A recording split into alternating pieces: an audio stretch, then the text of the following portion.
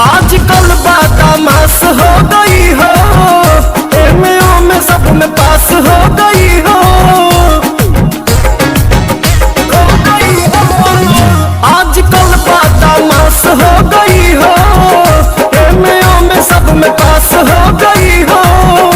अब आइए ना चूमा लीजिए मेरे मरद, अरे मेरे मरद महोदय जी, लब का उद्घाटन कीजिए मेरे मरद महोदय जी, लब का उद्घाटन कीजिए।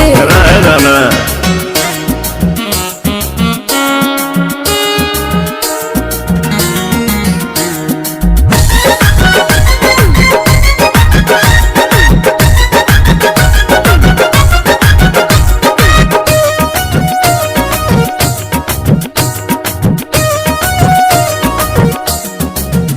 एक बेर तुम भरोसा करो ना, रे राजा को नाम लेके चलो ना, मेरे सोना ना टेंशन दीजिए मेरे मरद, मेरे मरद महोदय जी, लब का उद्घाटन कीजिए। तो हमारा में